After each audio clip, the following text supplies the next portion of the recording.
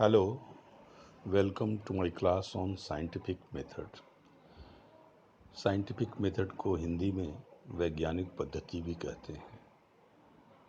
वैज्ञानिक पद्धति हमारे सिलेबस का एक महत्वपूर्ण टॉपिक है और इसके बारे में आपको ठीक से समझ लेना चाहिए।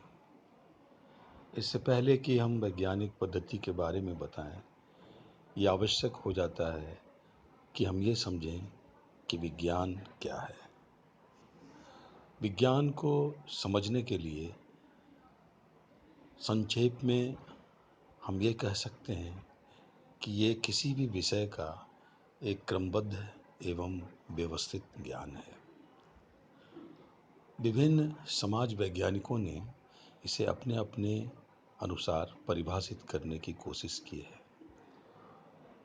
स्टुअर्ट चेज नामक समाज वैज्ञानिक ने कहा है कि विज्ञान का संबंध पद्धति से है, न कि विषय सामग्री से। अर्थात विषय सामग्री उतना महत्वपूर्ण नहीं है जितना कि पद्धति महत्वपूर्ण है। इसी क्रम में प्रोफेसर ग्रीन ने विज्ञान को परिभाषित करते हुए कहा है कि विज्ञान का अर्थ तथ्यों की खोज करने वाले तरीकों से लिया जाता है। यहाँ स्पष्ट कर दें कि तथ्य यानी कि वास्तविकता हमारे आसपास में, हमारी प्रकृति में जो कुछ भी घटित हो रहा है, इन सभी घटनाओं को तथ्य के रूप में हम समझ सकते हैं। तो तथ्यों की खोज करने वाले तरीके की जो विशिष्टता होती है, उसे ही विज्ञान कहते हैं। फिर एक और परिभाषा है कार्ल पियर्सन की, जिन्होंने कहा है कि सभी विज्ञानों की एकता उसकी पद्धति में है, न कि केवल उसकी विषय वस्तु में। पुनः आप देखते हैं कि विषय वस्तु से ज़्यादा महत्वपूर्ण विज्ञानों की एकता इस बात से स्पष्ट होती है कि उसकी पद्धति वैज्ञानिक है। अर्थात जब हम वैज्ञानिक पद्धति का इस्तेमाल करते हुए किसी ज्ञान को हासिल करते हैं तो उसे ही विज्ञान कहते हैं। चलिए हम आगे और स्पष्ट करते हुए ये समझने का प्रयास करते हैं कि विज्ञान की प्रमुख तत्व या विशेषताएं क्या है। तो सर्वप्रथम जो पहली विशेषता है वो अवलोकन की।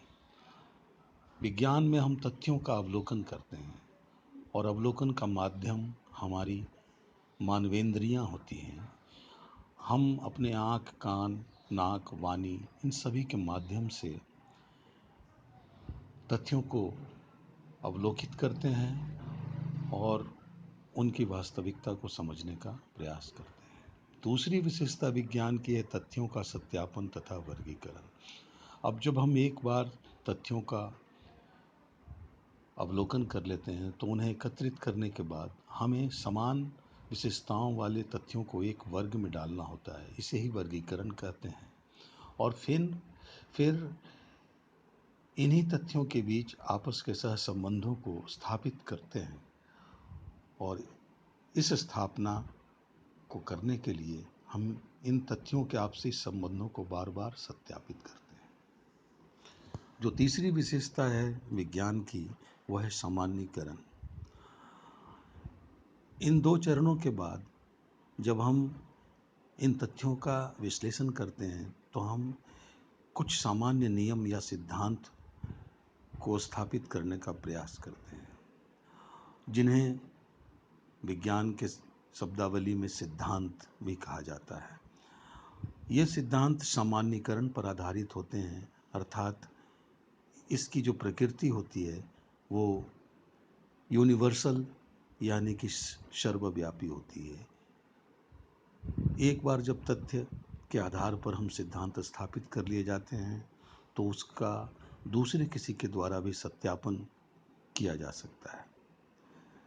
अगली विशेषता है विज्ञान की भविष्यवाणी की क्षमता।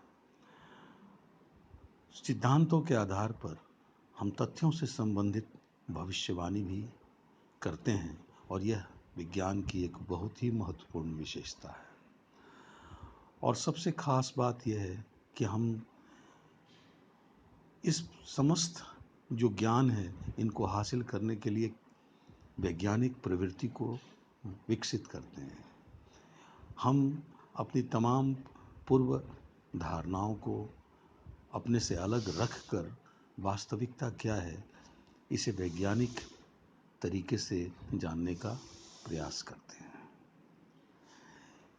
फिर इसी क्रम में हम अगर आगे देखें तो वैज्ञानिक प्रवृत्ति को भी समझना आवश्यक है। वैज्ञानिक प्रवृत्ति को समझने के लिए उनकी कुछ विशेषताओं को हम समझते हैं, जिनमें सर्वप्रथम पहली बात है वस्तुनिष्ठता।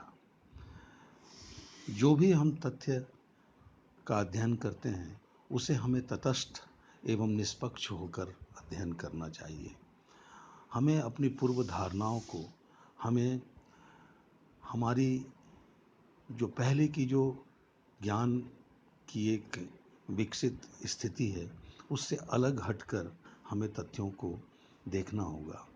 और इसमें हम कोशिश ये करते हैं कि जो तथ्य जैसे हैं, हमें उन्हें उसी रूप में देखना चाहिए। फिर दूसरी विशेषता है कि इन तथ्यों को एकत्रित करने के लिए हमें वैज्ञानिक पद्धति का इस्तेमाल करना चाहिए।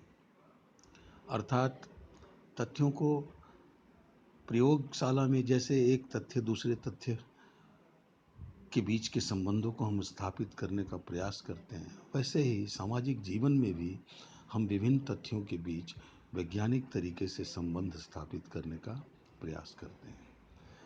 तीसरी विशेषता है कार्य कारण संबंध की व्याख्या। प्रत्येक तथ्य दूसरे तथ्यों को प्रभावित करता है, बदले में दूसरे तथ्य भी उस विशेष तथ्य को प्रभावित करते हैं। तो इस प्रकार एक कार्य कारण संबंधों की श्रृंखला स्थापित होती है, जिसे ही हम वास्तविकता के रूप में समझ सकते हैं। इस कड़ी के बाद हम आगे देखते हैं कि इसकी एक अन्य विशेषता है निष्कर्ष। निष्कर्ष वैज्ञानिक प्रवृत्ति में प्रामाणिक एवं सर्वव्यापी होने चाहिए। अर्थात निष्कर्ष ऐसे हों जिसका कोई प्रमाण हो, और जो दूसरे के द्वारा भी अगर उन तथ्यों का अध्ययन किया जाए तो वही निष्कर्ष सामने आए, यानी कि ये यूनिवर्सल या सर्वव्यापी होने चाहिए।